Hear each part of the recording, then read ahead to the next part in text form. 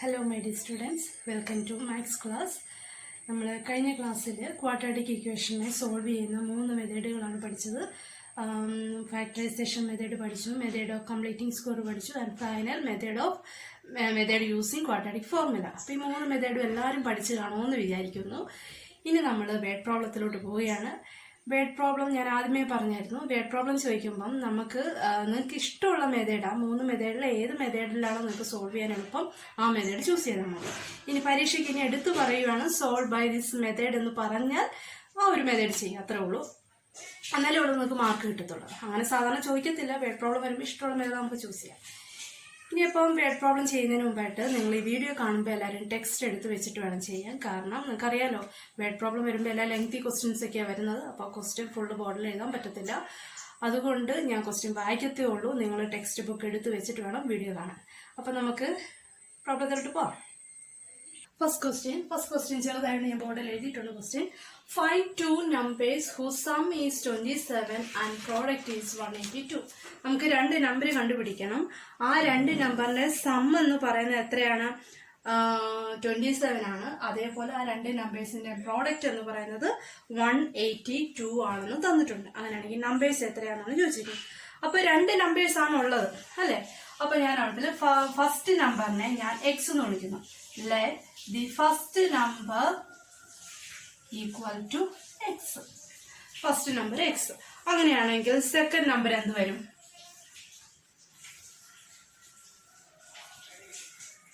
അങ്ങനെയാണെങ്കിൽ second number എന്ത് വരും? ഫസ്റ്റ് നമ്പർ എക്സ് ആണ്. 2 നമ്പറിന്റെ സമ്മ് 27 ആണ്. അങ്ങനെയാണെങ്കിൽ സെക്കൻഡ് നമ്പർ എന്ത് വരും? 27 മൈനസ് എക്സ് ആയിരിക്കും അല്ലെ?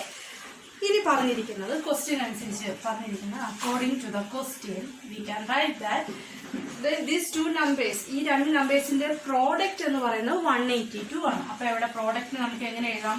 X into 27 minus x equal to 182 ആണ്. So x into 27 minus x equal to 182. That implies ഞാൻ x കൊണ്ട് ബ്രാക്കറ്റിനകത്തോട്ട് ഇൻറ്റു ചെയ്യുവാണ്. So 27x minus x square equal to 182. That implies ഒന്ന് അറേഞ്ച് ചെയ്ത് എഴുതുമ്പോൾ minus X square plus 27x ഇതും കൂടെ ഇപ്പുറം വരുമ്പോൾ മൈനസ് 182 ഈക്വൽ ടു 0. ഇവിടെ എക്സ് സ്ക്വയറിന്റെ കോഎഫിഷ്യന്റ് മൈനസ് ആണ്. നമുക്ക് ആ മൈനസ് ഒന്ന് കളയാനായിട്ട് ത്രൂ ഔട്ട് ഞാനൊരു നെഗറ്റീവ് കൊണ്ട് മൾട്ടിപ്ലൈ ചെയ്യുവാണ്. So that implies x square minus 27x plus 182 equal to 0 എന്ന് നമുക്ക് കിട്ടുന്നു. അങ്ങനെ തന്നിരിക്കുന്ന ക്വസ്റ്റ്യന് അനുസരിച്ച് നമുക്കൊരു ക്വാഡ്രാറ്റിക് ഇക്വേഷൻ കിട്ടി. ഇനി ആ ക്വാഡ്രാറ്റിക് ഇക്വേഷനെ സോൾവ് ചെയ്ത് നമ്മൾ ആ എക്സ് കണ്ടുപിടിച്ചാൽ നമുക്ക് ആൻസർ കിട്ടും. ഓക്കെ, ഇനി എക്സ് കണ്ടുപിടിക്കാം. നമുക്ക് ഏതൊരു ക്വാഡ്രാറ്റിക് ഇക്വേഷൻ വന്നാലും നമ്മൾ ആദ്യമേ അതിന്റെ ഡിസ്ക്രിമിനന്റ് കണ്ടുപിടിച്ചേക്കുക. അതായത് b² മൈനസ് 4ac കണ്ടുപിടിക്കുക. b² minus 4ac. കാരണം അതിന് സൊല്യൂഷൻ ഉണ്ടോ ഇല്ലയോ എന്നൊക്കെ നമുക്കൊന്ന് ചെക്ക് ചെയ്യണ്ടേ. അതുമല്ല, ആ b² മൈനസ് 4ac ഒരു പെർഫെക്റ്റ് സ്ക്വയറിനൊക്കെ കിട്ടുവാണെങ്കിൽ നമുക്ക് ക്വാഡ്രാറ്റിക് ഫോർമുല തന്നെ നമുക്ക് യൂസ് ചെയ്യാൻ പറ്റും. അപ്പൊ ഞാനിവിടെ b² മൈനസ് 4ac കണ്ടുപിടിക്കുകയാണ്. So that is equal to, ഇവിടെ a എന്ന് പറയുന്നത് എത്രയാണ്? a ഈസ് ഈക്വൽ ടു 1 ആണ്. b is equal to minus 27 ആണ്. c എന്ന് പറയുന്നത് 182 ആണ്. അപ്പൊ ഇതിനകത്ത് അപ്ലൈ ചെയ്യുമ്പോൾ എന്ത് വരും? Minus 27 the whole square minus 4 into 1 into 182 എന്ന് നമുക്ക് കിട്ടുന്നു. ഇനി മൈനസ് 27ന്റെ സ്ക്വയർ എന്ന് പറയുമ്പോൾ എത്ര വരും? 729 ആണ് വരുന്നത്. 729 മൈനസ് 4 ഇൻറ്റു 182 എന്ന് പറയുമ്പോൾ 728. രണ്ടുകൂടെ മൈനസ് ചെയ്യുമ്പോൾ 1, ദാറ്റ് ഈസ് ഗ്രേറ്റർ ദാൻ 0. അപ്പോൾ എന്താ നമ്മൾ ഒരു ക്വാഡ്രാറ്റിക് ഇക്വേഷന്റെ സൊല്യൂഷന്റെ അല്ലെങ്കിൽ റൂട്ടിന്റെ പ്രത്യേകതകളൊക്കെ നമ്മൾ പറഞ്ഞായിരുന്നു. b² minus 4ac greater than 0 ആണെങ്കിൽ അതിന്റെ അർത്ഥം എന്താണ്? This quadratic equation has solution exist and which is real അല്ലെ? റിയൽ സൊല്യൂഷൻ ഉണ്ടായിരിക്കും എന്നാണ് നമ്മൾ പറഞ്ഞത്. അപ്പൊ ഇതിന് സൊല്യൂഷൻ ഉണ്ട്. ഇനി അതിന്റെ സൊല്യൂഷൻ കണ്ടുപിടിക്കാൻ നമുക്ക് ഏത് യൂസ് ചെയ്താൽ മതി? ക്വാഡ്രാറ്റിക് ഫോർമുല യൂസ് ചെയ്താൽ മതി. So by quadratic formula the x is given by minus b plus or minus root of b² minus 4ac by 2a. അപ്പൊ നമുക്ക് ക്വാഡ്രാറ്റിക് ഫോർമുല യൂസ് ചെയ്യുവാണെങ്കിൽ ആ ഇക്വേഷൻ എഴുതിയിട്ടേ ബാക്കി ചെയ്യാവുള്ളൂ. ഇനി ഞാൻ ആ മൈനസ് ബിയും b² minus 4ac എന്താണെന്നൊക്കെ എല്ലാം സബ്സ്റ്റിറ്റ്യൂട്ട് ചെയ്യുവാണ്. പിന്നെ സബ്സ്റ്റിറ്റ്യൂട്ട് ചെയ്യുമ്പോൾ മൈനസ് ഓഫ് ബി എന്നാണ്. അപ്പം മൈനസ് ബിയുടെ വാല്യൂ -27, അങ്ങനെ -27 plus 27 B square -4ac root എടുക്കുമ്പോൾ √1 എന്ന് പറയുന്നത് 1 ആണ്, ഡിവൈഡഡ് ബൈ 2a എന്ന് പറയുമ്പോൾ 2 ആണ്. ഇനി ഇതിന്റെ രണ്ട് വാല്യൂ കണ്ടുപിടിക്കണം. That is equal to 27 plus 1/2, അല്ലെങ്കിൽ ഒരു വാല്യൂ കൂടെ കിട്ടും 27 minus 1/2. So that is equal to 28/2 equal to 40, and ഇവിടെ സോൾവ് ചെയ്യുമ്പോൾ 26/2 equal to 30. അങ്ങനെ എക്സിന് നമുക്ക് രണ്ട് വാല്യൂസ് കിട്ടിക്കഴിഞ്ഞു, 14 എന്നും 13 എന്നും. ഇനി നമ്മളോട് ചോദിച്ചിരിക്കുന്നത് നമ്പേഴ്സ് കണ്ടുപിടിക്കാനായിട്ടാണ്. അപ്പൊ ഇവിടെ നമ്പേഴ്സ് എക്സ് എന്നും രണ്ടാമത്തെ നമ്പർ 27 മൈനസ് എക്സ് എന്നും അല്ല എടുത്തിരിക്കുന്നത്. ഇനി അതിനകത്തോട്ട് ഇട്ട് കൊടുക്കുമ്പോഴാണ് നമുക്ക് നമ്പേഴ്സ് കിട്ടത്തുള്ളൂ, അല്ല ഇവിടെ കൊണ്ട് സ്റ്റോപ്പ് ചെയ്യരുത്. സോ ഫസ്റ്റ് നമ്പേഴ്സ് 14 അല്ലെങ്കിൽ 13 ആയിരിക്കും. അങ്ങനെയാണെങ്കിൽ സെക്കൻഡ് നമ്പർ എന്തായിരിക്കും? 27 മൈനസ് എക്സ് ആണ്. അപ്പൊ എക്സിന് 14 എടുക്കുവാണെങ്കിൽ സെക്കൻഡ് നമ്പർ ഒന്ന് 13 വരും. ഇനി എക്സ് 13 എടുക്കുവാണെങ്കിൽ 27 മൈനസ് 13 എടുക്കുമ്പോൾ 14 എന്ന് വരും. സോ ദ നമ്പേഴ്സ് ആർ, അങ്ങനെ നമുക്ക് നമ്പേഴ്സ് കിട്ടിക്കഴിഞ്ഞു. So the numbers are 30 and 14. അങ്ങനെ നമുക്ക് രണ്ട് നമ്പേഴ്സും കിട്ടി, 13ഉം 14ഉം.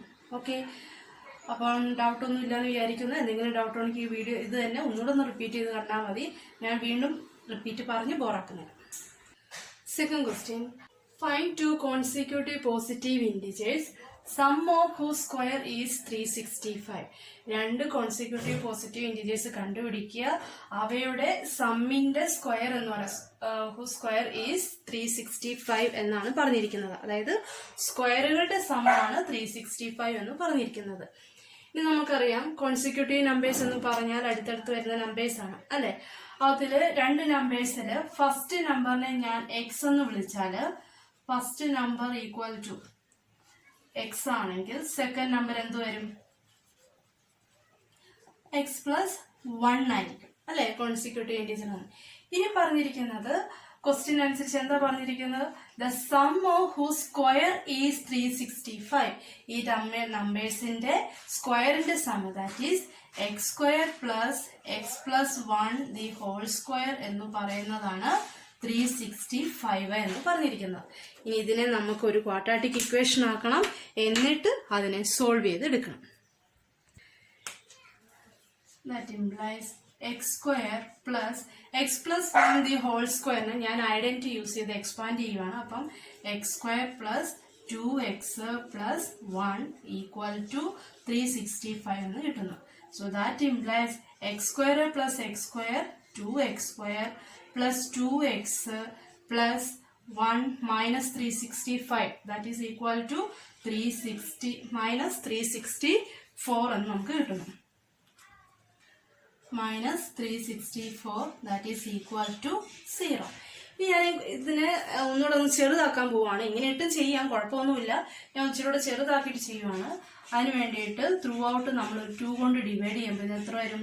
X square plus x minus ഒന്ന് ചെറുതാക്കുമ്പോൾ x square plus x plus 182 equal to 0 എന്ന് കിട്ടുന്നു. ഓക്കെ, അപ്പൊ അങ്ങനെ നമുക്ക് തന്നിരിക്കുന്ന ക്വസ്റ്റ്യനെ വെച്ചിട്ടുള്ള ഒരു ക്വാഡ്രാറ്റിക് ഇക്വേഷൻ ഫോം ചെയ്തു. ഇനിയാണ് അതിന്റെ സൊല്യൂഷൻ കണ്ടുപിടിക്കാൻ പോകുന്നത്. അപ്പൊ ഇവിടെ ഇതിൽ നിന്ന് നമുക്കിവിടെ എ എന്ന് പറയുന്നത് 1 ആണ്, ബി എന്ന് പറയുന്നത് 1 ആണ്, സി എന്ന് പറയുന്നത് -182 ആണ്. ആദ്യം എന്ത് കണ്ടുപിടിക്കണം എന്ന് പറഞ്ഞത്? Discriminant. So b square minus 4ac equal to 1 square minus 4 into 1 into -182 that is equal to 1 plus ഇവിടുത്തെ ഈ മൈനസും ഈ മൈനസോടെ വരുമ്പോൾ അത് പ്ലസ് ആവും. സോ 1 പ്ലസ് 4 ഇൻറ്റു 182 എന്ന് പറയുന്നത് 728 ആണ്. So that is equal to 729 which is greater than 0. അങ്ങനെ ഡിസ്ക്രിമിനന്റ് എന്ന് പറയുന്നത് പോസിറ്റീവ് നമ്പർ ആണ്. അതുകൊണ്ട് തന്നെ ക്വാഡ്രാറ്റിക് ഇക്വേഷൻ തന്നിരിക്കുന്ന ക്വാഡ്രാറ്റിക് ഇക്വേഷന് സൊല്യൂഷൻ ഉണ്ട്. എങ്ങനെയുള്ള സൊല്യൂഷൻ ആയിരിക്കും?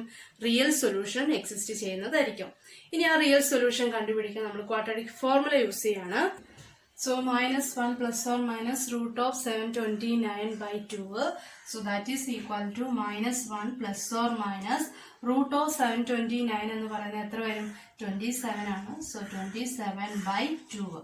ഇനി ഇതിന്റെ രണ്ട് വാല്യൂസ് എടുക്കുകയാണ്. -1 plus 27/2 ആണ് ഒരു വാല്യൂ, അല്ലെങ്കിൽ -1 -27/2. So that is equal to 26/2 equal to 13. ഇവിടെ ചെയ്യുമ്പോൾ -28/2 equal to -14.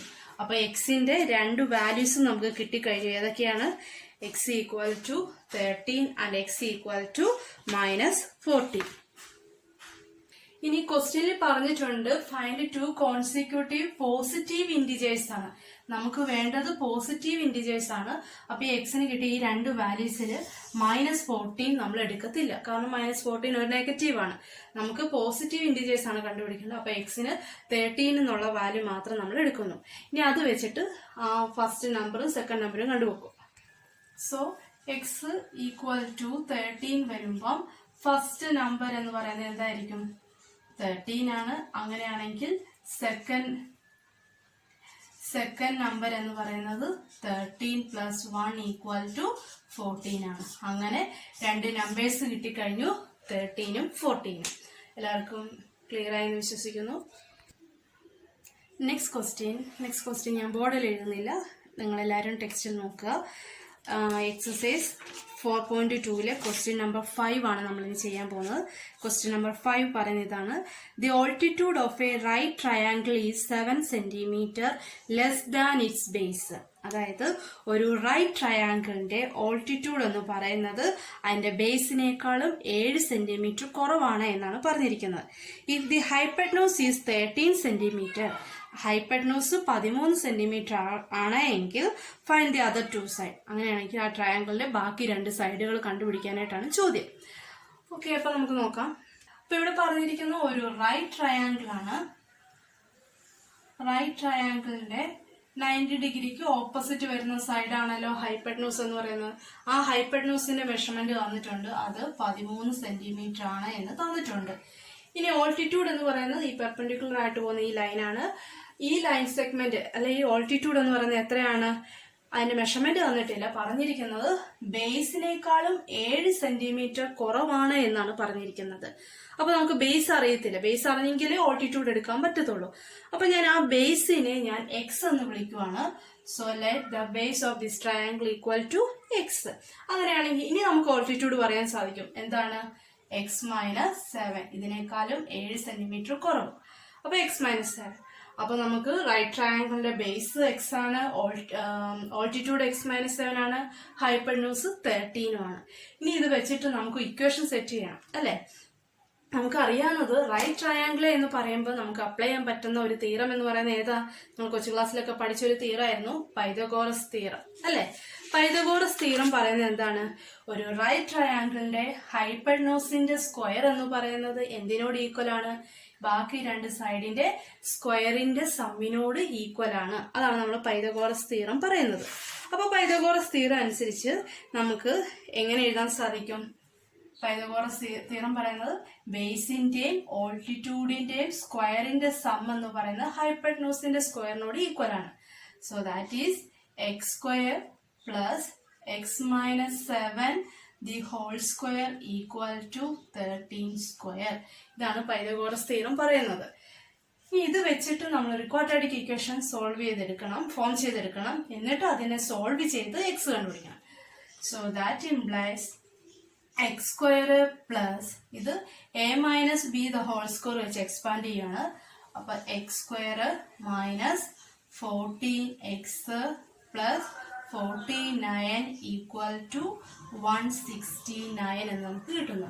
So that implies x square plus x square 2x square minus 14x plus 49 minus 169 equal to 0. So that implies 2x square minus 14x.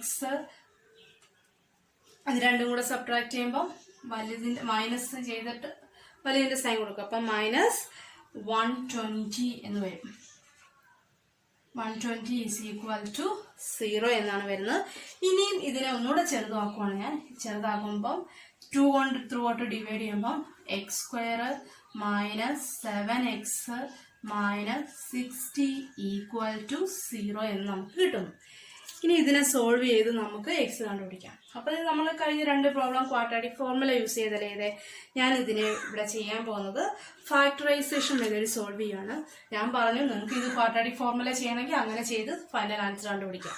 ഞാനിപ്പോൾ എന്തായാലും ഇവിടെ ചെയ്യാൻ പോകുന്നത് factorisation മെത്തേഡിലാണ്. Factorisation method നിങ്ങൾക്കൂടെ ഒരു ഓർമ്മപ്പെടുത്തലാണ് നിങ്ങളെ.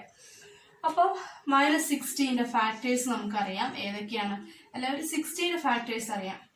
12 × 5 എന്ന് പറയുന്നത് 60 ആണല്ലോ.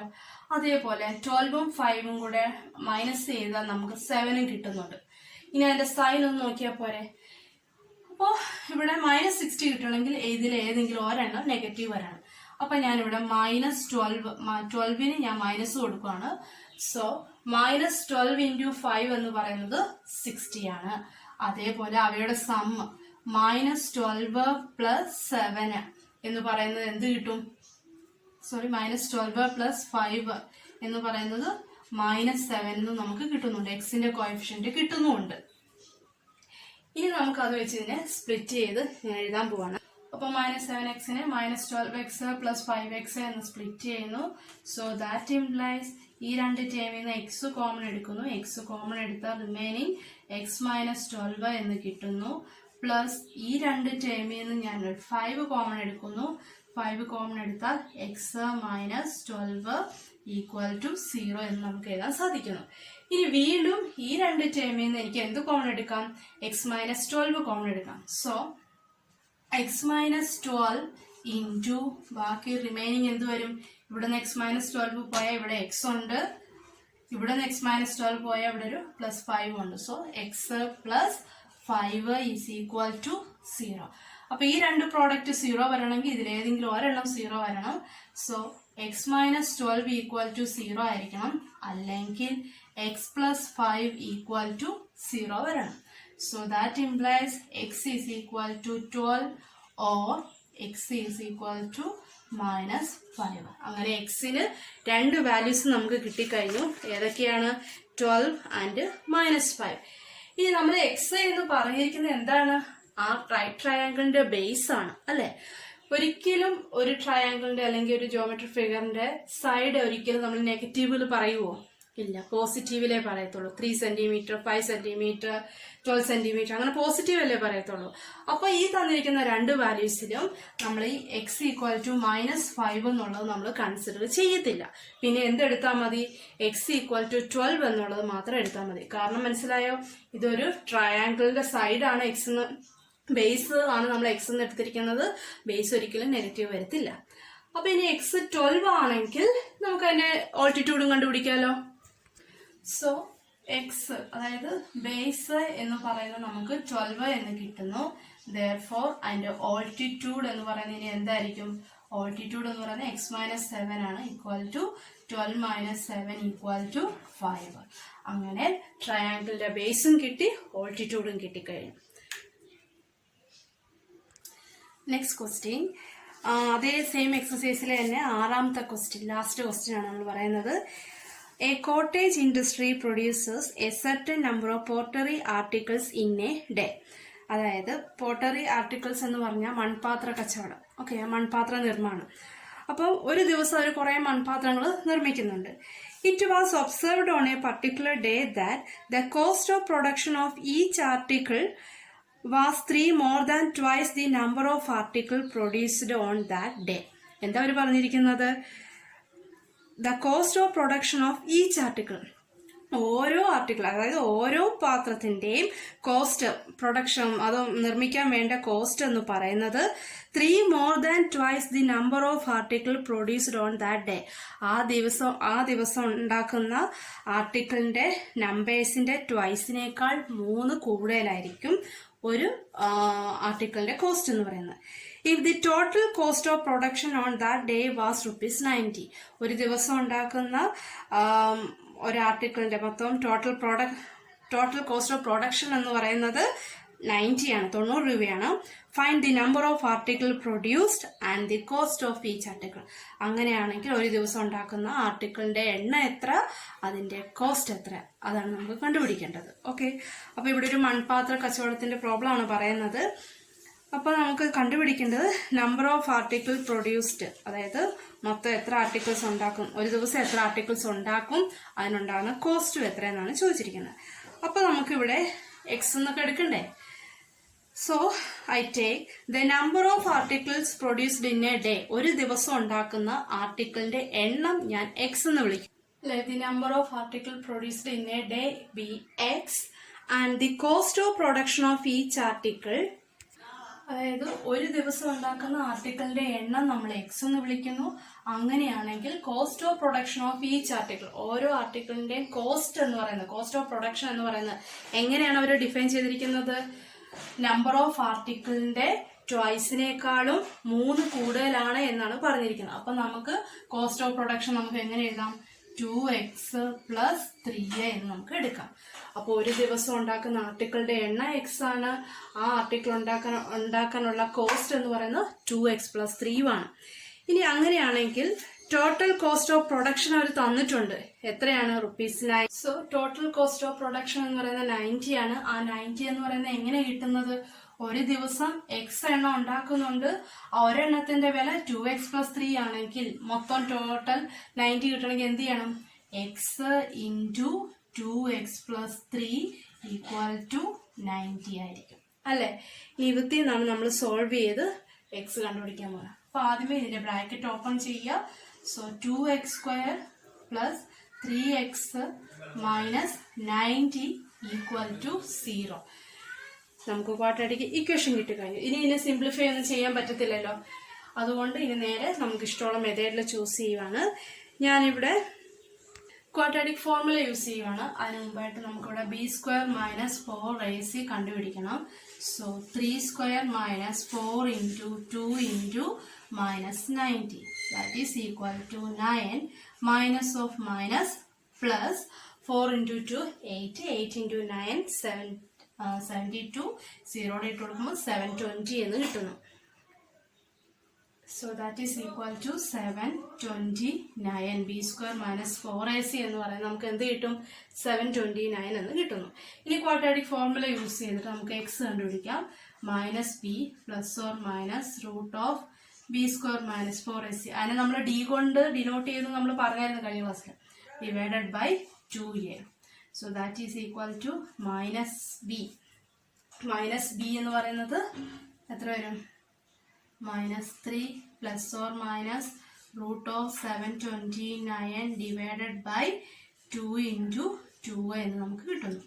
So that is equal to -3 ± √729 എന്ന് പറയുന്നത് എത്രയാണ്? 27 ആണ്. സോ ±27/4 എന്ന് നമുക്ക് കിട്ടുന്നു. ഇനി ഇതിനെ സോൾവ് ചെയ്ത് രണ്ട് വാല്യൂസ് എടുക്കുകയാണ്.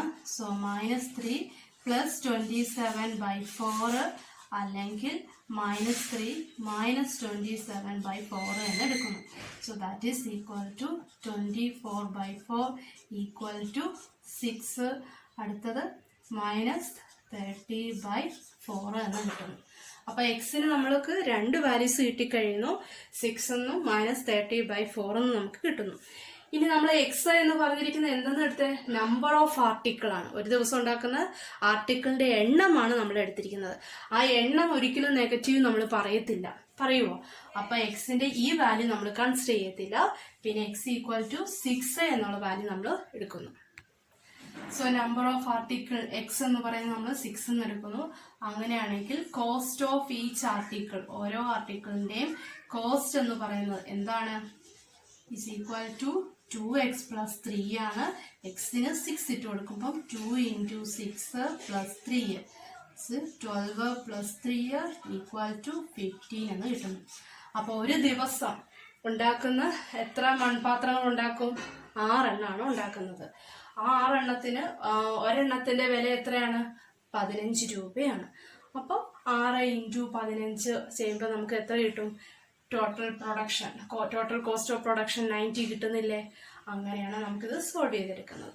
ഓക്കെ, അപ്പൊ ഇങ്ങനെയുള്ള പ്രോബ്ലംസ് വരുമ്പോൾ നിങ്ങൾ കുറെ തവണ ചെയ്ത് പഠിക്കണം. എന്നാലുള്ള ഈ സ്റ്റെപ്പൊക്കെ ഇതേപോലെ എഴുതാനായിട്ടൊക്കെ നിങ്ങൾക്ക് പറ്റത്തുള്ളൂ.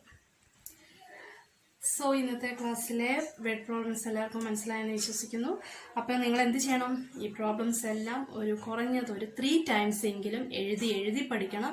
വേർഡ് പ്രോബ്ലംസ് ഇമ്പോർട്ടൻ്റ് ആണ്. ഇങ്ങനെ നമുക്ക് ക്വാഡ്രാറ്റിക് ഇക്വേഷൻ സോൾവ് ചെയ്യാനായിട്ട് വരത്തുള്ളൂ. അപ്പോൾ എല്ലാ വേർഡ് പ്രോബ്ലംസും 3 ടൈംസ് എഴുതി പഠിക്കണം. ഞാൻ ഏതെങ്കിലും റാൻഡമായിട്ട് കുറച്ച് കുട്ടികളെ സെലക്ട് ചെയ്യും. അവരെനിക്ക് എഴുതി പഠിച്ചതും പിന്നെ ഹോംവർക്ക് വല്ലതും ഉണ്ടെങ്കിൽ ഹോംവർക്കും ഒക്കെ അയച്ചു തരണം. അപ്പോൾ എല്ലാവരും നന്നായിട്ട് പഠിക്കും.